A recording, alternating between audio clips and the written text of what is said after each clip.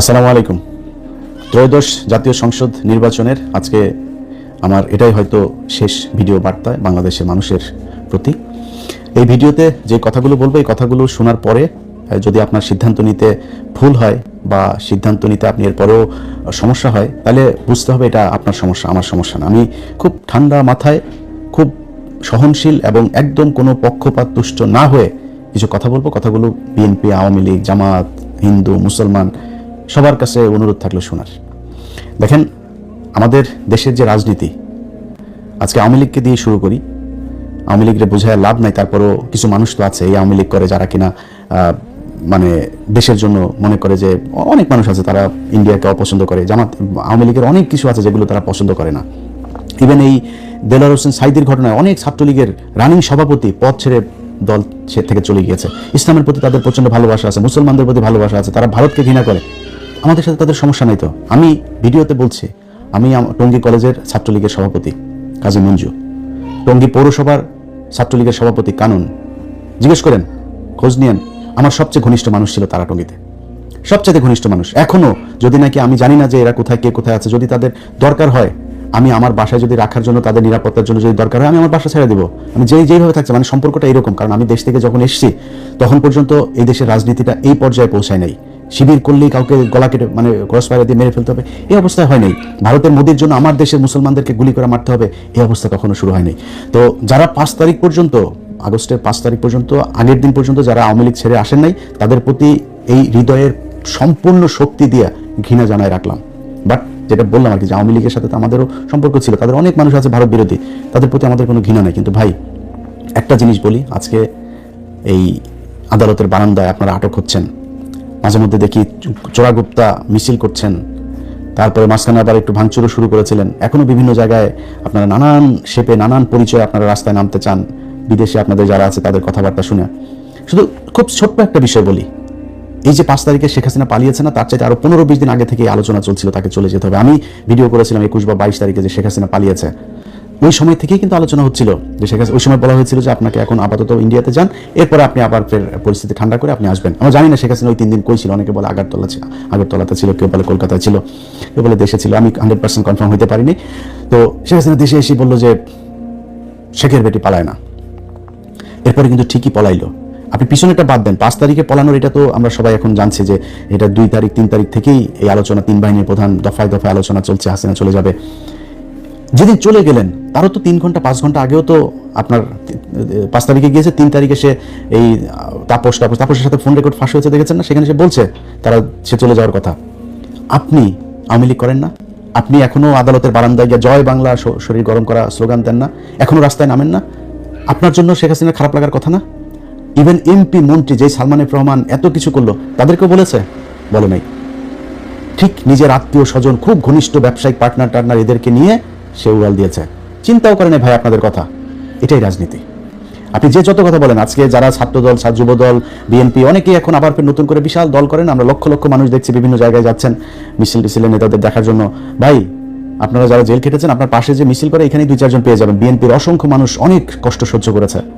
তারা এই জেলখানায় যখন গিয়েছে, তখন জেলখানায় যাওয়ার পরে সারাদিন বিভিন্ন কোর্ট থেকে জেলে যায়, তারপরে ওইখানে এই কারা কর্তৃপক্ষের একজন আসে, এসে তারপরে বলে যে জামাত শিবিরের কে কে আছেন হাত তোলেন। আমার এই বর্ণনা একজন এক শিবিরের এক ছেলে দিচ্ছে, পরে ভাই আমি মনে করছি কি আমাদের নিয়ে বোধহয় মিলিটারি ফেলবে, আমাদের আলাদা করছে কেন? আলাদা করে নিয়ে যায়, 2টা লুঙ্গি দিয়েছে, একটা গামছা, 1 জোড়া স্যান্ডেল, তারপরে শুকনা খাবার। এটা জামাতের শিবিরে যারা ধরা পড়েছে তাদের জন্য। আমি অনেক মানুষকে চিনি ভাই, আপনার পরিবার ধ্বংস হয়ে গিয়েছে, ব্যবসা ধ্বংস হয়ে গিয়েছে এই বিএনপির যে নেতার জন্য। আপনি মিছিলে গিয়ে তারপরে আটক হয়েছেন, সেই নেতা আপনার খবরও নেয়নি। এটাই রাজনীতি। এই যে 21 টেলিভিশনের চেয়ারম্যান 2 বছর জেল খেটেছে, বিএনপি খবরও নেয়নি। কনক সারোয়ার 9 মাস জেল খেটেছে, কনক সারোয়ারের বোন জেল খেটেছে। আমরা সেই একই ঘটনায় আমরা পালিয়েছি তারেক রহমানের বক্তব্য চালানোর জন্য। বিএনপি আমাদের খোঁজ নেয়। টাকা পয়সা তো পরের কথা, খোঁজও নেয়। এই আজকে ইলিয়াস হোসেন আজকে জায়গায় এখানে এসে বসলাম, অনেক মানুষ বলেছেন না আমাদেরকে বিএনপি টাকা দেয়, তারেক রহমান টাকা দেয়, বলেছেন না? আজকে এই জায়গায় এসে বললাম, চালানা পয়সার কোনোদিন যদি নাকি বলতে পারে যে জামাত ইসলাম বা বিএনপি থেকে আমাদের কোনোদিন দিয়েছে, বলেন এটা ফাঁস করতে। ধরেন জামাত, তো এখন তো আমি জামাতের পক্ষে বলতে, জামাত বলবে না মনে করেন, বিএনপির বলেন একটা ফাঁস করতে যে আমার একটা টাকা দিয়েছে। আজকে পর্যন্ত কোনোদিন শুনেছেন তারেক রহমানকে নিয়ে কোনো বাজে কথা বলেছে, খালেদা জিয়াকে নিয়ে কোনো বাজে কথা বলেছে, জিয়াউর রহমানকে নিয়ে বাজে কথা? এখন তো তাও একটু সমালোচনা করি খুব ভদ্রভাবে। গেল 5 তারিখের আগ পর্যন্ত 6 বছর বিএনপির তো ক্ষমতা ছিল না, কিছুই ছিল না। বিএনপি জীবনে কোনোদিন আবার ক্ষমতায় আসতে পারে এটা অনিশ্চিত একটা ভবিষ্যতের মধ্যে ছিল। তখন বলতে পারতাম না? বলেছে নাকি কোনোদিন? যারা বলেছে তারেক রহমানকে চেনেই না, লন্ডনে কি যেন একজন আছে এরকম বলেছে যারা, তাদের সাথে এখন তারেক রহমান ডেকে নিয়ে তারপরে জড়ায় ধরে কোলাকুলি করে, সেগুলো আমরা ফেসবুকের ছবিও দেখি। এটার নামই রাজনীতি। আপনারা কে কি করলো, আপনারা কে আদর্শের কারণে পছন্দ করে, কি কারণে, এটা বাংলাদেশের এই আওয়ামী লীগ বিএনপির ভেতরে নাই। অনেক বিএনপির লোকজনকে চিনি, যারা এই দিন এক এমপিকে দেখছিলাম, তার প্রতিদ্বন্দ্বী জামাতের প্রার্থীর সাথে দেখা হয়েছে, সে বলছে যে ভাই জেলখানায় আপনি আমাদের সারা কোনোদিন বাসা থেকে খাবার গেলে এই কারণে জেলখানায় অনেক মহব্বত করেছেন আমাকে। এটা হয়েছে, এটাই বাংলাদেশে এই জামাত ইসলাম করেছে। আজকে মানুষের চোখের সামনে দুইটা রাস্তা একদম স্পষ্ট হয়ে গিয়েছে। সকালে একটা লাইভ করেছিলাম আপনাদের বাংলাদেশ সময় রাতে, লাইভটা করার পরে সেই ভিডিওটা নানান ধরনের কৌশল করে ভিডিও চলাকালীন কপি রাইট ম্যানেজারে উঠে নানানভাবে তারা সেটা সরানো হয়েছে। সেই আওয়ামী লীগ যা যা করেছে বিএনপি তাই করছে।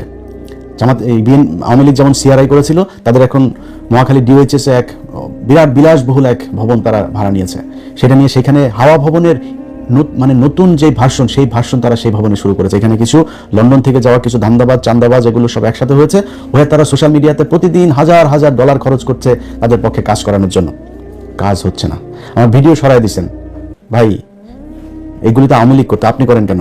আপনার নিয়ে এত বাজে কথা তো বললেন, যেটা সত্যি সেগুলি বলেছে। আপনার যদি এই কাউন্টার কোনো ন্যারেটিভ থাকে আপনি প্রকাশ করেন, আপনি বলেন। আপনার লোকজন, আপনার তো লোকের অভাব নাই, আপনার বউ আমাদের মতো অধম ইউটিউবার, আমরা তো ভাই ছোটখাটো মানুষ, আপনাদের বউ বড় বড় মানুষ আছে, তাদের দিয়ে বলেন, সমস্যা কোথায়? এগুলো করছে, ঘোষণা দিয়েছে এই বিএনপির তথ্য বিষয়ক আপনার সম্পাদক, ঘোষণা দিয়ে আমার ফেসবুক যাওয়ার পরে ঘোষণা দিয়ে বলেছে সে করেছে এটা, অর্থাৎ বিএনপি করেছে। সেই বিএনপি আমাদেরকে যদি ব্যক্তিগতভাবে আরো অনেক কিছু করতে কোনো সমস্যা ছিল না। গেল 1.5 বছরে যে আওয়ামী লীগ ইন্ডিয়ার জন্য আমি নিজের পরিবার, আর্থিকভাবে, সামাজিকভাবে, মানসিকভাবে সব দিক থেকে, এই যে আজকে দেখেন না, এই যে মাথার মধ্যে দেখেন না চুলটুল পাতলা হয়ে গেছে, এটা এই আওয়ামী লীগের কারণে। বহুত কষ্ট সহ্য করেছে, দাড়ি চুলটুল 5 বছরের মধ্যে বুড়া হয়ে গেছে একদম। এটা এই আওয়ামী লীগের কারণে, ইন্ডিয়ার কারণে। সেই আওয়ামী লীগ, সেই ইন্ডিয়াকে নিয়ে আপনারা মিটিং করেন, মিছিল করেন, প্রকাশ্যে ঘোষণা দিয়ে আপনারা বলেন তারা আপনাদের ভাই, তাদের মামলা থাকবে না। মির্জা ফখরুল মামলায় তো আপনি করেন নাই, মামলাগুলি তো আপনার এই জুলাইয়ের আপনার বাড়ির কেউ লোক মারা যায় না। আপনি বলেছেন আপনি ছাত্রদের সাথে আন্দোলনে নাই, এটা আওয়ামী লীগ আপনাকে দিয়ে বলিয়েছে। আপনার ভাই আওয়ামী লীগের সাথে ব্যবসা করেছে, আপনি ব্যবসা করেছেন, আপনি ভাতা নিয়েছেন, আপনার মেয়েকে অস্ট্রেলিয়াতে রেখেছেন, ঘর জামাইটাকে অস্ট্রেলিয়া রেখেছেন, সেখানে প্রতি মাসে মাসে ডলার পাঠাইতেন। আপনার তো সমস্যা নেই, আপনি কে যে এটা বলার? একটা মামলাও রাখবো না। আওয়ামী লীগকে আপনারা একটু মাঠে নামিয়ে এনেছেন, এবার জনগণের সাথে মারামারি করবেন। কালকে মারামারি করতে যায়েন, তারপরে বুঝবেন খেলাটা কাকে বলে। তো এই যে আওয়ামী লীগের যে লোকগুলো এখন আপনারা করছেন, দাপাদাপি করছেন, আপনার যেই আপার জন্য করেছেন এখনো করছেন, অনেকে আদালতের বারান্দায় দাঁড়ায় জয় বাংলা স্লোগান দিচ্ছেন, আপনার আপা কিন্তু আপনাদেরকে নিয়ে যায় নেই। এই যে আজকে বিএনপির পিছনে যারা যারা ঘুরেন, এদের একজনের বলেন যে মির্জা ফখরুলের আসনে সামনের বছর আমি ইলেকশন করতে চাই। মির্জা ফখরুলের এটা শেষ ইলেকশন। মির্জা ফখরুলের ভাই আছে একটা বিশাল চান্দাবাজ ফয়সাল, বলেন তো আপনি এখন যে ভাইয়ের সামনের বার কিন্তু আমি মনোনয়ন নিব, ফয়সাল আপনাদের বাসায় কিনা দেখেন তো। 2 দিন পরে দেখবেন গাড়ির অ্যাক্সিডেন্ট করে মারা গেছেন। এটার নামই রাজনীতি। আজকে ডক্টর শফিকুর রহমানকে প্রশ্ন করা হয়, আল জাজিরার ইন্টারভিউটা খালি দেখলাম, খালি ঘুরায় পেঁচায় আপনার ইন্ডিয়ান মালটা ওনারা প্রশ্ন করছে, মেয়ে আপনার কোনো নারী জামাত ইসলামের প্রধান হইতে পারবে কিনা। ভাই নারী জামাত ইসলামের প্রধান হইতে পারবে না, উপরে যিনি আসছেন তার চাইতে বড় হেকিম আমি না। উনি আমার বলছেন যেটা, এটার বাইরে আমরা যাইতে পারবো না। আমি নারীকে অসম্মান করি কিনা সেটা হচ্ছে প্রশ্ন, কিন্তু অ্যাপার্ট ফ্রম দিস আমি আরেকভাবে বলি আপনাদের, মনে করেন আপনি খুব গণতান্ত্রিক মানুষ, আপনি একজন নারীকে দেখতে চান, নারী আর পুরুষ বাদ দেন, আপনারা যদি আমি বলি পৃথিবী উল্টায় যাবে, জিয়া পরিবারের বাইরে কেউ আপনার দলের প্রধান হবে, আপনি হইতে দিবেন? জামাত ইসলামে হইতে পারে, প্রত্যন্ত সেই নীলফামারীর গ্রামের একটা মানুষ এসেও এখানে হয়ে যাইতে পারে। এখানে কোনো পরিবার থেকে ডক্টর শফিকুর রহমান রাজনীতি থেকে অবসর নিলে তার ছেলে হবে, হইতে পারবে না। ওই যোগ্যতাতেই আসতে হবে। এটার নামই রাজনীতি, এটার নামই গণতন্ত্র। আপনি যে গণতন্ত্রের কথা বলে একজন নারী কি করে, আরে ভাই নারী আমেরিকার 400-500 বছরের ইতিহাসে আপনি দেখেন না যে নারী প্রধানমন্ত্রী আছে কিনা? তারা বানায় নাই কেন? অনেক দেশ বানায় না। পৃথিবীর কয়টা দেশে নারী আছে? একজন নারীর মানে সামাজিকভাবে, শারীরিকভাবে তার অনেক বাধ্যবাধকতা আছে, তো সে যায় না ওই জায়গা পর্যন্ত। আপনি যদি এমন বলেন যে না আমার দিতে হবে, আমি সমানাধিকার, বা সমানাধিকার নিলে সব জায়গায় নেন, বাসের মধ্যে আবার লেখা থাকে কেন যে সংরক্ষিত আসন? সংসদের ভেতরে লেখা থাকে কেন সংরক্ষিত আসন? কেন সংরক্ষিত আসন লাগবে? 300 আসনে আপনি ফাইট করেন, আপনার দলে কই ফাইট করে না কেন? আওয়ামী লীগের বিএনপি জামাত ছিল না তো, এত বছর আপনি সংরক্ষিত আসনে নিয়ে মমতাজকে বসান কেন? কেন তারে 300 আসনের মধ্যে দেন, 150 আসনে আপনার মনোনয়ন পাওয়া কতজন আছে? 2%। কেন 150 সিট দিয়ে দেন মেয়েদেরকে? আপনি তো সমান অধিকার করেন, জামাত ইসলামকে চেপে ধরেছে। সো ভাই জামাত ইসলাম যোগ্য থাকলে যে কোনো কাউকে দিবে, কিন্তু জিয়া পরিবার আর শেখ পরিবারের বাইরে আপনি আওয়ামী লীগ আর বিএনপির দলীয় প্রধান হইতে পারবেন না। এটার কোনো গণতন্ত্র কিচ্ছু নাই, উনিই হবেন। কাউন্সিল আপনি আফগানিস্তানে বসে করেন আর ওয়াশিংটন বসে করেন, কাউন্সিলে এই শেখ হাসিনাই প্রধান হবে আর খালেদা জিয়াই প্রধান হইতো, এখন তারেক রহমানই প্রধান হবে। এর বাইরে ফখরুলও হবে না, সালাউদ্দিনও হবে না। এটার নাম গণতন্ত্র। এইভাবে এই দেশ চলেছে, মানুষ এইভাবে চলতে চায় না।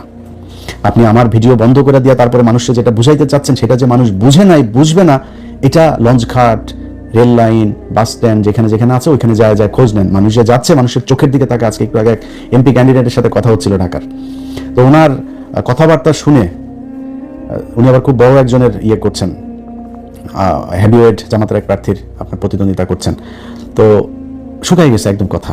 যেমনি আমার সাথে কথা বলে ওইভাবে কথা বলে নেয়। আজকে খুব মনে হলো যেন একদম নীরব, মানসিকভাবে ভেঙে পড়েছে এরকম। রাস্তাঘাটে গেলে তো ভাই একজনের সাথে ভোট চাইলেই বোঝা যায় সে কি দাড়ি পাল্লাই দিবে না ধানের শীষে দিবে, কারে দিবে বোঝে না। এটা ওনারা রাস্তাঘাটে দেখে না। এই যে বাসে ওঠা, ট্রেনে ওঠার লোকগুলির কি এখানে কি এমপি সাহেব করেছে, লোক দিয়েছে যে তোমরা যাও মিছিল করতে করতে? পুরো ট্রেনের ছাদের সবাই দাড়ি পাল্লার মিছিল করে, পুরো লঞ্চের ছাদের সবাই দাড়ি পাল্লার মিছিল করে। আপনার লোক নাই? কই আপনার লোক নাই, তাই আপনার কেউ মিছিল করার লোক নাই। এটাই হচ্ছে রাজনীতি। এই মানুষ এটা বুঝতে শিখেছে যে এই দেশে এই রাজনৈতিক দলগুলো 54 বছর শুধু আমাদেরকে চুষে খেয়েছে, এদেরকে দিয়ে আমার এই দেশের কোনো উন্নতি হবে না। যারা এখনো বুঝতে পারেনি তাদেরকে একটু কথা বলি, ভাই আপনাদের এই যে আজকে যেই অবস্থায় এসে আমি সরাসরি দাঁড়িপাল্লার পক্ষে ভোট চাচ্ছি, এটার জন্য অনেক নিজের সাথে নিজে অনেক দিন ধরে যুদ্ধ করছে যে কি করা উচিত। ব্যক্তিগতভাবে হ্যাঁ, যদি বিএনপির পক্ষে করতাম তাহলে হয়তো বিএনপি যদি ক্ষমতায় আসতো তাহলে একটু মোটামুটি থাকতে পারতাম, কিন্তু দিনের পর দিন তাদের যে আচার আচরণ, কথাবার্তা, শেখ মুজিবের প্রতি প্রীতি, সেই 5 তারিখের পর থেকে তারা এগুলো করছে। এই যে কাজগুলো যে হচ্ছে এগুলো আমাদেরকে ধাক্কাইতে ধাক্কাইতে বিএনপির বাইরে নিয়ে এসেছে। আমরা তো বিএনপির বাইরে যাইতে চাইনি ভাই। তারেক রহমানের প্রতি এখনো যথেষ্ট সম্মান আছে, শ্রদ্ধা আছে, তার নিয়ে কোনো বাজে কথা বলি নাই, বলবো না, বলতে চাইও না। কিন্তু এই দলের প্রধান হিসাবে ওনার তো এগুলোর দায় নিতে হবে। যা হয়েছে এখনো পর্যন্ত, যা হচ্ছে, কালকেও আপনি হুমকি দিচ্ছে বাড়ি ঘর দুয়ার সব পোড়ায় দিবে, এই করবে, এগুলো তো ভাই আওয়ামী লীগের বক্তব্য। আপনি কেন সেগুলো বলেন? যাই হোক, তারা তাদেরটা বলবে। আপনারা বাংলাদেশের মানুষ যারা আছেন তাদেরকে বলি, ভাই আমি জামাত ইসলামের কেউ না।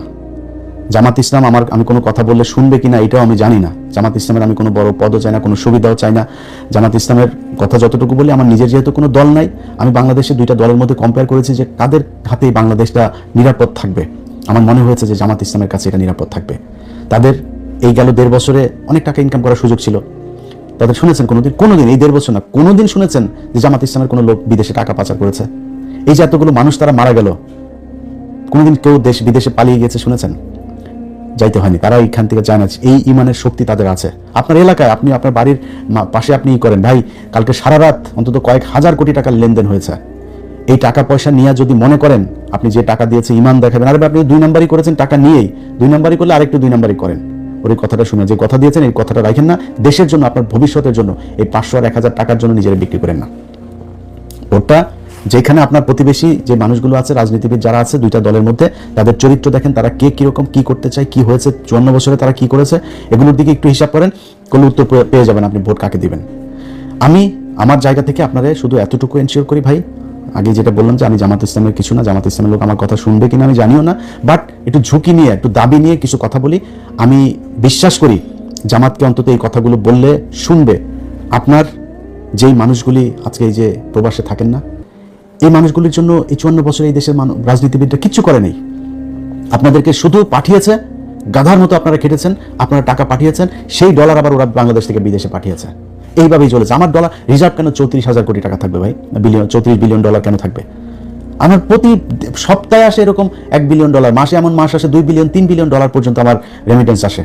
তাহলে আমার রিজার্ভ কেন হবে 34 বিলিয়ন ডলার? আমি এত রিজার্ভ, এত ডলার আমি দেশে পাঠাচ্ছি, সেই টাকা কোথায় যায়? এই টাকা আপনি কষ্ট করে পাঠান, আর এই রাজনীতিবিদরা আপনার এই দেশ থেকে করে। বিনিময়ে কি হয়? আপনি যখন যাবেন, যাওয়ার কথা শুনলে দালালের ধরার পরে পাসপোর্ট অফিসে গিয়ে আরেক দালালের পরে, এরপরে আপনি যখন যাবেন বিদেশে, ওইখানে গিয়ে আরেক দালালের হাতে পড়বেন। যাবেন হলো গিয়া মসজিদে কাজ করার ভিসা নিয়ে, গিয়া দেখবেন যে বাথরুম পরিষ্কার করা লাগে। এটাই এই বাংলাদেশে চলে এসেছে। আপনাদের কাছে গ্যারান্টি দিলাম, জামাত ইসলামী যদি ক্ষমতায় আসে, এই সিন্ডিকেট ভেঙে ফেলা হবে। আজকে সামনে রোজা, আপনি জানেন গভীর সমুদ্র বন্দরে আপনার এই যে জাহাজ এখন ভেসে বেড়াচ্ছে, সেগুলো আপনার খালাস করে না, কৃত্রিমভাবে সেগুলোকে আটকে রাখা হয়েছে। মালের দাম বাড়বে, বাজারে সংকট তৈরি হবে, তারপরে সেগুলো নিয়ে আসবে। অল্প কয়টা প্রতিষ্ঠানের হাতে এই সুযোগ দিয়ে রাখা হয়েছে। ইউনূস সরকার আসার পরে এই সিন্ডিকেট ভাঙে নাই। জামাত ইসলাম আসলে খেজুর আটকায় রেখে, সোলা আটকায় রেখে এটার দাম বাড়াবে, এটা হইতে দেওয়া যাবে না। গ্যারান্টি দিলাম আপনাদেরকে। আমি ইলিয়াস হোসেন আজকে যে কথাগুলো বলছি, আমি এই গত 1.5 বছরে এটা প্রমাণ করে এসেছি যে আমি এই নির্যাতিত মানুষ, অসহায় মানুষ যারা মাজলুম তাদের পক্ষে কাজ করি। আজকে ওয়াকার একজন সেনাপ্রধান ভাই, আমি তার কাছে চুনোপুটি একটা, তার সাথে সে আমার একটা ফোন করা মানে আমার জন্য বিশাল ব্যাপার, বিশাল বড় জায়গায় আমি যাই বসতে পারি, বিশাল সুবিধা নিতে পারি ওয়াকারের সাথে সম্পর্ক ভালো রেখে। ভাই প্রপোজাল পেয়েও রাখি নাই, কি বলেছি যে আলেমদেরকে ছাড়তে হবে, ডিজিএফআই জেলখানায় যেই তাদের ক্লিয়ারেন্সের কথা বলে এদেরকে আটকে রাখে, এটা করা যাবে না, বিডিআর এর লোকজনদের ছাড়তে হবে। এটার জন্য তাদের সাথে আমার সম্পর্ক এসে, ভাই আমার মতো একটা মানে খুবই মানে কি বলবো যে মানে দুর্বল একজন মানুষ, আমি তো পাওয়ারফুল না ভাই, আমার ফ্যামিলি ব্যাকগ্রাউন্ডে বিশাল পাওয়ারফুল কেউ নাই, আমার মতো একজন মানুষ, আমি তার এটাতে বিক্রি হই নাই, তার এখানে যায় আমি কিছু চাই নাই নিজের জন্য। জামাত ইসলামী যদি ক্ষমতায় আসে, আপনাদেরকে কথা দিলাম নিজের জন্য কিছু করব না। এই দেশের যে প্রবাসীরা ভারত থেকে সৌদিতে যেতে যেই কয় টাকা লাগে, বাংলাদেশ থেকে ওই কয় টাকা লাগতে হবে। একজন মানুষকে জামাত ইসলামকে সময় দিব 4.5 বছর, 5 বছরের মধ্যে 6 মাস আগে তাদেরকে হিসাব বুঝাই দিতে হবে যে একজন মানুষ যে কিনা এমপি থাকবে, মন্ত্রী থাকবে, সরকারি কোনো পদে থাকবে, সে বিদেশে ট্রিটমেন্ট দিতে যাইতে পারবে না।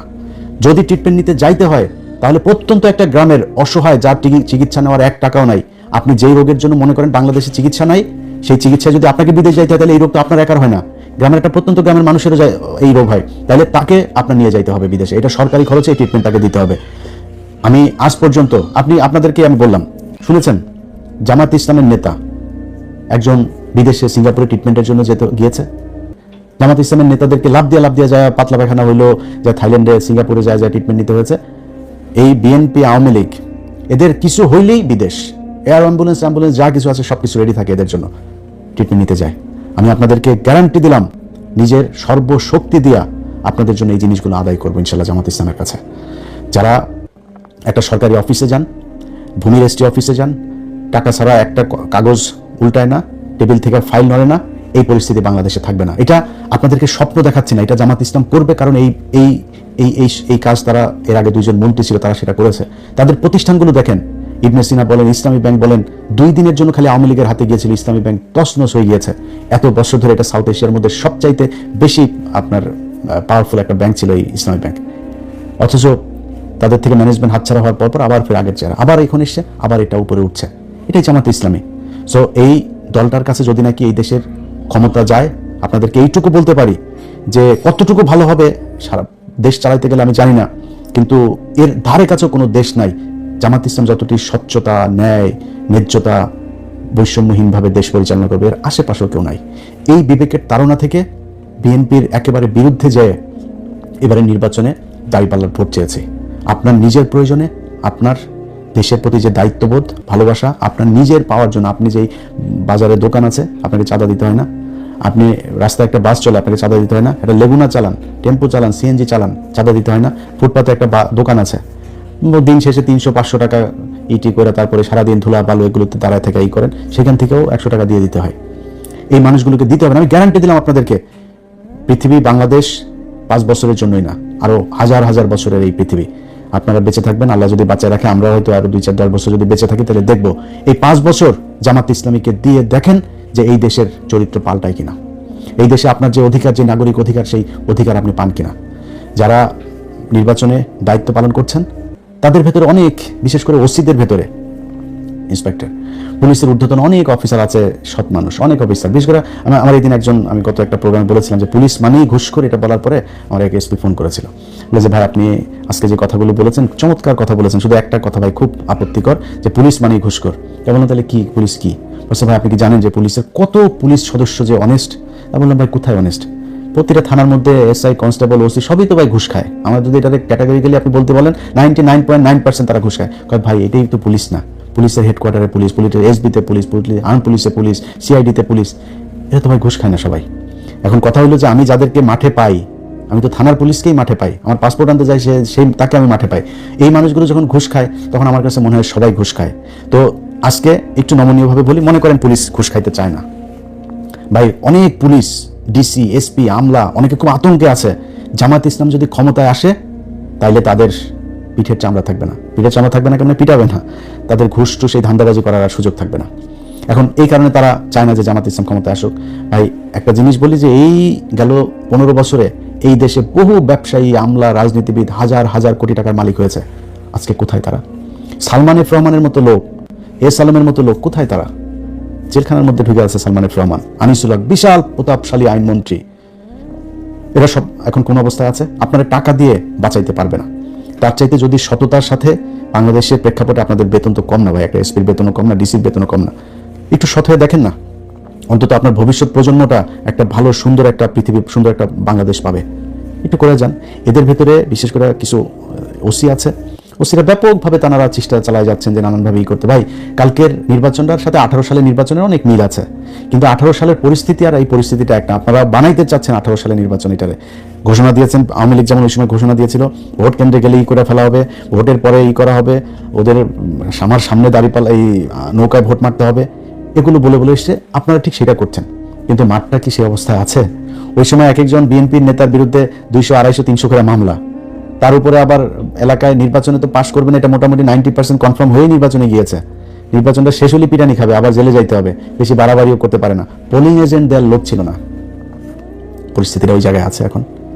বাংলাদেশের এইভাবে ভোট দেওয়ার জন্য ঢাকা শহর থেকে যাওয়ার এটাই প্রথম। 15 বছর ভোট দিতে পারেনি, 17 বছর, এটাই প্রথম। জুলাইয়ের একটা বিশাল রক্তক্ষয়ী সংঘর্ষ, একটা অভ্যুত্থানের মধ্য দিয়ে একজন প্রধানমন্ত্রী, বৈধ হোক আর অবৈধ হোক, সিটিং প্রধানমন্ত্রী দেশ থেকে গোষ্ঠী শুদ্ধ পালিয়েছে, এটাই প্রথম। এই প্রেক্ষাপটে এসে যেই দেশের মানুষ বন্দুকের নলের সামনে দাঁড়ায়া সামনের জনকে গুলি করেছে, পিছনের জন তারা না ছেড়ে নিয়ে আসে, পুলিশ বলতে বাধ্য হয় একটারে গুলি করে অন্য গুলি পালায় না। সেই জাতিটার চোখের সামনে একটা অভ্যুত্থানের রক্ত তাদের শরীরে লেগে আছে। এদেরকে আপনি ভয় দেখায় ভোট কেন্দ্র থেকে বের করে দিবেন? জামাত ইসলামের লোকজনের সাথে সারা বাংলাদেশের মানুষ কেন্দ্রে আপনাদের বিরুদ্ধে দাঁড়াবে যদি কোনো উল্টাপাল্টা যেগুলো বলেছেন এগুলো করার চেষ্টা করেন। আর পুলিশ প্রশাসন চোখের সামনে আপনার করবে। বাংলাদেশের প্রতিটা মানুষের কাছে অনুরোধ থাকবে, বিশেষ করে জামাত ইসলামের যারা ক্যান্ডিডেট আছেন তাদের কাছে অনুরোধ থাকবে, আপনারা মাওলানা হালিম বা জামাত ইসলামের কেন্দ্রীয় যেখানে আপনাদের যাদের সাথে কথা বলেন তাদের মাধ্যমে আমার নাম্বার নিয়েন, তারপরে আপনাদের সেন্ট্রাল যে সেল থাকবে সেই সেলে আপনারা যেখানে যখন যেটা ঘটবে সাথে সাথে পাঠিয়ে দিবেন। এই দেশের কোনো গণমাধ্যম যদি আপনাদের এগুলো প্রচার না করে, আমার চ্যানেল আছে, আমার 2টা চ্যানেল, আমার ফেসবুক পেজ আছে 4-5টা, এগুলো সব আপনাদের জন্য উন্মুক্ত। কালকে যেখানে যেটা পাবেন নিজের ফেসবুক থেকে দিয়ে দিবেন। কোনো জায়গায় একজন সাধারণ ভোটার হিসেবে আপনারা হাজার হাজার ভোটার কালকে লাইন ধরে মাঠে থাকবেন। কোথাও কোনো অপ্রীতিকর ঘটনা দেখলে আপনারা সেখানে দাঁড়ায় যাবেন। এই ভোট, এটা আপনার অধিকার, এই অধিকার প্রতিষ্ঠা করার দায়িত্ব আপনার। আপনি যে সুযোগ পেয়েছেন এই সুযোগ বাংলাদেশে বারবার আসবে না। অতএব যারা ভোট রিগিং করার চেষ্টা করবেন, কোনো পক্ষপাত দুষ্ট আচরণ করার চেষ্টা করবেন, বিশেষ কোনো প্রার্থীর পক্ষে কাজ করার চেষ্টা করবেন, সেই প্রশাসনের ভাইদেরকে বলবো, ভাই যদি মনে করেন সারা জীবন ঘুষ খাইয়ে থাকতে চাবেন তাহলে যেমন চাই করেন। আর যদি মনে করেন যে না, আমার সন্তানের পেটে আমি যদি নাকি আমার ট্রিটমেন্টের দরকার হয় আমার সরকার ট্রিটমেন্ট দিবে, আপনি যদি সুন্দর একটা দেশই করেন, আপনি টেনশন করেন কেন যে আমার বড় শেষ বয়সে গিয়ে কি হবে, টাকা পয়সা না রেখে যেতে, এই টেনশন আপনি করেন কেন? সুন্দর একটা দেশ দিয়ে যান। এই যে আমি আমেরিকায় গরিব, মানে আমেরিকার সামাজিক যে অবস্থান সে অনুযায়ী আমি গরিব ক্যাটাগরির একজন নাগরিক, তো মানে মানুষ আর কি। তো আমি যেহেতু অল্প টাকা ইনকাম করি, অল্প টাকা ট্যাক্স পে করি, তো ট্যাক্স ফাইল করার ওই অনুযায়ী আমি ওই ক্যাটাগরিতে আমার ট্রিটমেন্ট ফ্রি এখানে। এটা বাংলাদেশে সম্ভব, খুবই ইজিলি সম্ভব। আমি আপনাদের বললাম ভাই, যদি জামাত ইসলাম ক্ষমতায় আসে, আমি কয়েকটা জিনিস আমি তাদেরকে খুব করে মানে সর্বোচ্চ চেষ্টা করবো আমার এটা করার জন্য। 1 নম্বর হচ্ছে এই প্রবাসে যারা থাকে, প্রবাসে যাবে সে ভিআইপিদের মতো যাবে, ভিআইপিদের মতো আসবে, তারা সর্বোচ্চ কমফোর্ট দিতে হবে। এই মানুষগুলো 15 বছর 20 বছর ছোট বাচ্চা রেখে যায়, সেই বাচ্চা বিয়ে করার পরে বিদেশ থেকে ফিরে আসতে পারে না। এটা কোনো জীবন হলো নাকি? এই মানুষগুলোর জন্য সর্বোচ্চ কমফোর্ট আপনাকে এনশিওর করতে হবে। যে হসপিটালগুলোতে মানুষ ফ্লোরে শুয়ে থাকে, ভাই আমার দেশের এখন এই মুহূর্তে $34 বিলিয়ন আমার রিজার্ভ দিয়ে যদি আমি বাংলাদেশের মানুষকে বাঁচাইতে না পারি, আমার এই টাকা দিয়ে কি হবে? খুব বেশি না, 5টা হসপিটাল করেন আপনি এখান থেকে $3 বিলিয়ন খালি খরচ করেন। আমার $3 বিলিয়ন পদ্মা সেতু করা হয়েছে না, 32 কোটি টাকা দিয়ে 45 কোটি টাকার উপরে গিয়েছে, প্রায় $4 বিলিয়ন $4.5 বিলিয়ন খরচ হয়েছে। আমার $4 বিলিয়ন দরকার নেই, $2 বিলিয়ন খরচ করেন, 5টা হসপিটাল করেন। তাই এই দেশে কোনো মানুষ চিকিৎসাহীন হয়ে মারা যাবে না। এর মারা যাচ্ছে, প্রতিদিন মারা যাচ্ছে, কেন মারা যাবে? এই মানুষগুলোর জন্য কিছু করতে চাই, প্রবাসীদের জন্য করতে চাই। যেই অফিসগুলোতে ঘুষের জন্য মানুষ কোনো কাজ করতে পারে না, এই ঘুষ সেগুলো বন্ধ করতে হবে ভাই। যেই স্টাইলে এই বাংলাদেশ 54 বছর চলেছে, এখান থেকে বের হয়ে আসতে হবে। এই বের হয়ে আসার জন্য আগামীকালকে আপনাকে দাঁড়িপাল্লায় ভোট দিতে হবে। আপনাকে কথা দিলাম, আমি ইলিয়াস হুসাইন, যদি নাকি এই জামাত ইসলাম যদি আপনাদেরকে যে স্বপ্ন দেখাচ্ছে, আমি নিজেও যেটা দেখাচ্ছি, এই পথে যদি না চলে, আমি আল্লাহ যদি বাঁচিয়ে রাখেন 2031 সালের নির্বাচনে আমি প্রথম ব্যক্তি হব যিনি কিনা জামাত ইসলামের বিরুদ্ধে নির্বাচনে ক্যাম্পেইন করব। এটা আজকে আপনাদেরকে বলে রাখলাম খুব সুস্পষ্টভাবে। ভাই, বিএনপিতে আমার বহু পছন্দের মানুষ আছে। ইভেন আপনি জানেন যে আমি বিএনপির এরকম অনেক জায়গাতে আছে যে জায়গার বিরুদ্ধে কোনো ওই জায়গার জামাতের ক্যান্ডিডেট যদি আমার বলেও না যে আমি তার পক্ষে নির্বাচন করার জন্য তার পক্ষে কিছু একটা পোস্ট করার জন্য আমি করবো না, নাম বলবো না আমি কার কার, ঢাকাতেও আছে এমনকি, আমি তার পক্ষে করবো না। আমার কিন্তু অনেক পছন্দের মানুষ আছে বিএনপিতে, এই যে আলতাফ হোসেন চৌধুরী আমার খুব পছন্দের মানুষ, এই লোকটা কিন্তু আমি তার পক্ষে আমি মানে ভোট চাচ্ছি, এখানে যারা ভোটার আছেন আলতাফ ভাইয়ের ভোট দিন। এরকম অনেকগুলো জায়গা আছে, অন্তত 8-10টা জায়গা আছে আমার খুব খুব কাছের মানুষ বিএনপি নির্বাচন করছে, আপনারা আমার শত্রু না। সব শেষ যেই কথাটা বলে শেষ করতে চাই, বিএনপির ভাইরা হারের জন্য প্রস্তুতি নেন। জিতলে কি করবেন, ভাইয়া ফেলবেন, উল্টায় ফেলবেন, ছিঁড়া ফেলবেন, ওগুলি আপাতত একটু পকেটে রাখেন, রেখে হারের জন্য প্রস্তুতি নেন। আগামীকালকে রাতে যখন 200-250 বের হবে, আপনার ফলাফল বের হবে, এরপরে দেশে যদি কোনো ক্যাওস তৈরি করতে চান সেখানে তৃতীয় পক্ষ সুযোগ নেবে। সো যেই বিষয়টা আপনাদেরকে বলতে চাই, কোনো ধরনের শয়তানি করা যাবে না। যদি করেন তাহলে কিন্তু আম ছালা সব সমানে যাবে। নির্বাচন করবেন, হারবেন, হারার পরে চুপচাপ থাকবেন, সামনের 5 বছর পরে কি করবেন সেটা করার জন্য প্রস্তুতি নেবেন। আগের মতো আপনারা জেলেও কেউ পাঠাবে না, আগের মতো গুমও করবে না, শিলং সালাউদ্দিনের মতো শিলংয়ে যায় বসে থাকতে হবে না, দেশেই থাকবেন। এই জামাত ইসলাম আপনাকে যথেষ্ট সম্মান করবে, যথেষ্ট সম্মান করা হবে আপনাদেরকে। কোনো এই অ্যাগ্রেসিভ কোনো কিছু, কোনো সিদ্ধান্ত, কোনো ধরনের আচরণ আপনাদের সাথে জামাত ইসলাম ক্ষমতায় গিয়ে করবে না, আমি আপনাদের গ্যারান্টি দিলাম এটা।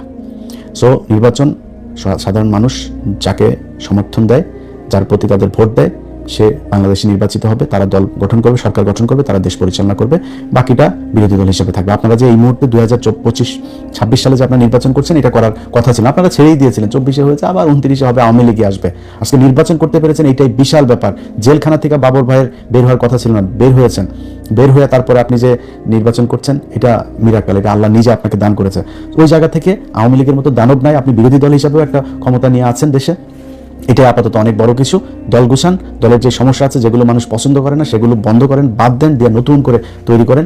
ভালো কিছু করলে জামাত ইসলামের যেই সমস্যাগুলো থাকবে এই 5 বছরে, এগুলো বিরুদ্ধে একটা জনমত তৈরি করবেন, করে মানুষকে বুঝাবেন যে আমরা এগুলো কাটায় উঠতে চাই, এই করবে, এবং আপনার কার্যক্রম দেখেই বুঝবে যে আপনি আসলে ভালো কিছু করবেন কিনা। টাকা পয়সা নিয়ে, মনোনয়ন দিয়ে, টাকা পয়সা নিয়ে ধান্দাবাজি করে তারপরে দল গঠন করে চোর বাটপার ঋণ খেলাপিরে দিবেন, তারপরে চাঁদাবাজদের বহিষ্কার হওয়া লোকজনকে আবার দলে ফিরায় না তার মনোনয়ন দিবেন, এইভাবে তো ভাই মানুষ আপনার পছন্দ করবে না।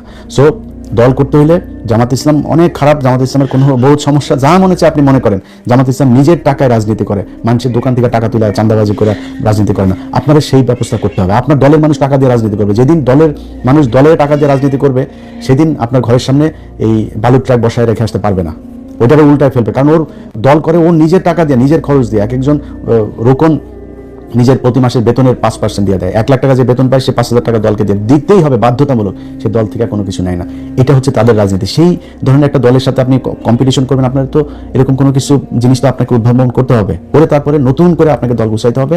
বাংলাদেশের মানুষ যা চায় সেটা বুঝায়, সেটা বাংলাদেশের মানুষের সামনে উপস্থাপন করবেন। মানুষ যদি মনে করে ক্ষমতায় আসবেন, এমন তো কোনো স্বৈরাচার নাই, এখানে বিশাল আকারের কোনো কিছু নাই। যা বলা হচ্ছে আগে থেকেই যে যদি সুষ্ঠু এবং কি যেন বলে, এই হইলে আমরা নির্বাচন মানবো।